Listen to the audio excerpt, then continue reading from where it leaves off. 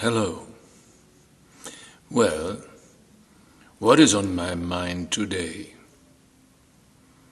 On my mind today is a quotation done by Mira Alfassa, who is known as the mother of the Sri Aurobindo Ashram in Pondicherry, South India. Here is the quotation. Widen yourself so far as the extreme bounds of the universe and beyond. Take upon yourself always all the necessity of progress and dissolve them in the ecstasy of unity. Then you will be divine. End quote. Well, what is this ecstasy? The ecstasy is one of the personalities of the Divine Mother, the higher consciousness, as some people say. It emanates from the supreme love, which alone can heal the bridge between the highest heights of the spirit and the abyss of matter. Thank you. Now, I will be reading one of my stories. Thanks for your attention. The title of my today's live episode number 3, I'm going to read to you, is The Miracles of Mind. Udayan, India, 24th August 2017. What finally triggered my resolve to resume writing, that includes also the records of my life stories. After a break of about 20 years, in my surface mind were several issues, 2 major ones and some other minor ones. The minor ones, I really wanted to know what was really going on with me and in which direction I was moving. I needed to remember things and not forget them in order to evaluate them. It is insincere and illogical not to record some of the most surprising, shocking events in my life I am busy with to integrate into my system for ages. Some of these events definitely seem to defy physical laws, as we know them. An idea, however, that I am still refusing to seriously consider. I now dare to mention all of this as I seem to be moving in territories unknown to me. Here, the maintenance of a sound mental health is a must, as I'm dealing more and more with energies unknown to me. The 2 major reasons, however, I was aware of already at that time to resume writing were I felt an uneasy, fast increasing frustration with the speed of the progress of my inner and outer development. I was involved in my activities in India, Germany, the US and in Brazil. Basically, an unsustainable situation. This caused growing awareness that I still had not found the pending answer on the question where I finally was to settle down. For good, a second time in my life, in order to start a new beginning, after staying in India for almost 40 years. I knew I had to solidify my base in the normal world after staying at the mentioned community that I called the colony for a major part of my life. The second major issue that made me take up my writings again was a text I was reading in one of the most important books I know. The book is called The Agenda of the Mother, the founder of the colony, the community. The text of the agenda was recorded by one of her closest students. The topic I was reading that she had chosen to talk about was the miracles of mind. But before going into this, let me first please explain something. The colony, the community, was and still is for me and many others a most important ongoing project. It comprises an experiment for the development of collective consciousness. We believe it has got global significance.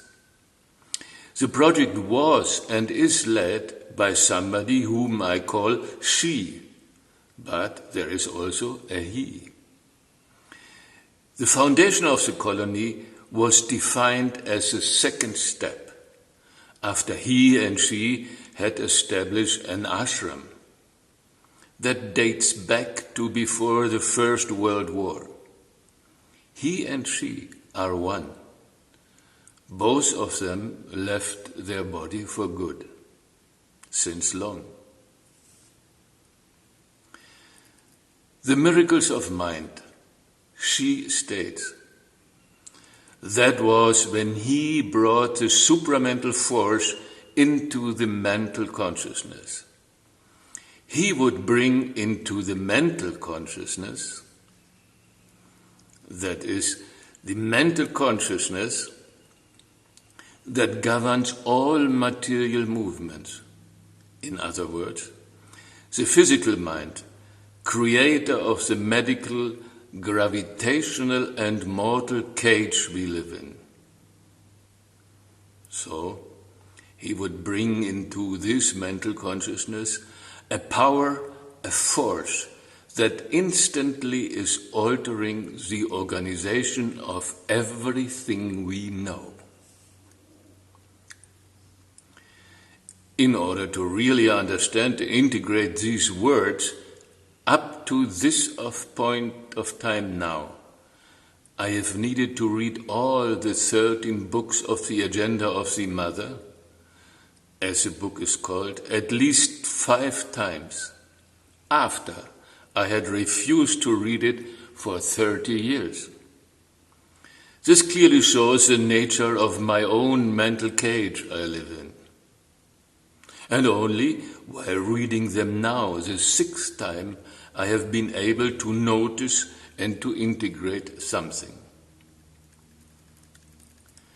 In the Miracles of Mind, I'm quoting here from her records, she further, just as an example for our mental limitations, elaborated an event that took place in her life when she was a child, about 9 years old.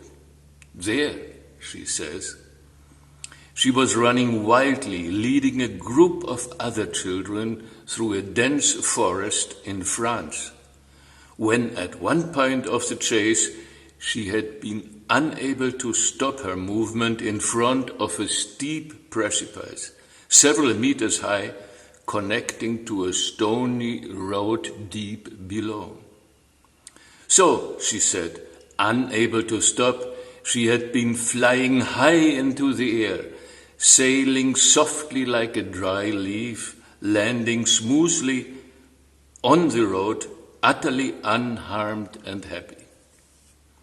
Now, who in this world would believe such a story? Or was it maybe happening at some other level of being? At least I, even now, have some doubts about it. Yet she herself described the event as absolutely real and occurring in matter, and that her miraculous saving would have been brought about by something the normal mental would refuse to accept. Reading this passage, as I said, was the second main reason why I decided to start writing again at that time. I must be careful, though, not to speculate in my records and to go slow and cautious, to remain patient, making use of the advantages of mental structures, moving step by step, in order to arrive at some clarity. I also have to leave some space for the possible infusion or manifestation of something different and new. We create stories in order to experience feelings, and our actions and stories are perfect expressions of our underlying intentions and needs. We feel, we learn, and we grow. So, it is our experiences that enable us to feel, to realize, and to understand whatever all of us have created and why. Yet, mind you, mind is the helper and the bar, and mind, the recorder, is not an instrument of knowledge but of action, as he once stated. Further, our actions are directed and created not only by our deliberate conscious will and understanding, but to a large extent as much, if not more, by the hidden layers of our personalities. There, where also the famous secret mental skeletons are dug inside our psychological basements, as the Germans figuratively say. Thus, looking at stories, telling, feeling, and experiencing them, when they are happening and in memory, we may be connecting also to something that may escape our surface awareness. By now, we are about 8 billion of people on this planet, which makes about 8 billions of stories, and each one of us has gotten his or her own special tale, unique, interesting, fascinating. However, I gladly share. And in case you find in you an impulse to continue to listen, I dare say, something in my tales may relate to something within you as well. But most important, remember your own stories, look at them, feel them, and grow. Welcome and namaste. I now know that even numbers have great significance. So I also put the dates of the story, which gives me some more insight. Thanks. The tarot spread I'm using today is called the Staircase of Dreams. The position of each card is significant. The first card on top indicates my drive for supreme happiness. The second card is this in alignment with the wishes of my inner being. The meaning of the card is vision, taking into consideration the earth. The third card, my attitude, which would help me to achieve all of this, is the card signifying the Wheel of Fortune, and behind the Wheel of Fortune is the destiny. The third card, a helpful mental belief, is the card to go ahead, the Chariot. The fourth card, the next step to do, is the Ace of Swords, meaning a new opening. Be open to change, be open to new ideas. And finally, the last card, the lesson I am to learn, be engaged in a harmonious, happy relationship. Thank you and namaste.